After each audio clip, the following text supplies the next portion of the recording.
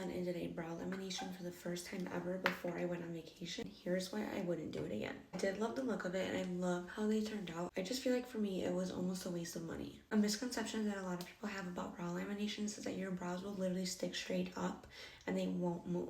When in reality, a brow lamination just makes it easier to control the direction that your eyebrow hairs lay in. Personally, I don't have stubborn brows. So reason number one why I think this was a waste of money for me was because I have to brush them anyways. Whether I have a brow lamination or not, I always brush my brows in the direction that I want them to go to. The difference is when I don't have a brow lamination, I will brush them with brow gel. The second reason I think it wasn't a life-changing service for me was because it didn't last. Typically, a brow lamination is supposed to last 6 to 8 weeks. I am somebody who wears makeup on the daily and washes my face on the daily, whether I wear makeup or not. I did the service a full week before I went on vacation, and by week 2 of my vacation, so 3 weeks later, I felt like my brows had no hold. Reason number 3 I wouldn't do it again is because you are ultimately processing your brows. Everybody knows you process your hair and your hair gets drier, right?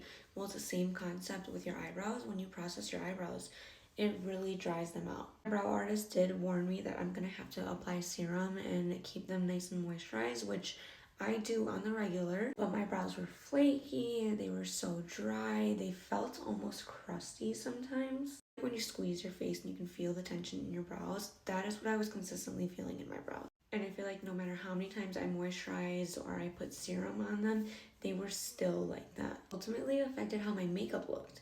Because if I would put brow gel on my brows, you would see the little crusty flakes of skin that were like coming off my brows from how dry they were. Or even if I cleaned them upon application, those flakes of skin would appear throughout the night. My brows would look crusty by the end of the night. Because a service didn't necessarily work for me does not mean it's not going to work for you. If you are somebody who has stubborn, ferocious, hard to control brows, then a brow lamination might be just what you need. I just hope it lasts longer on you than it did on me.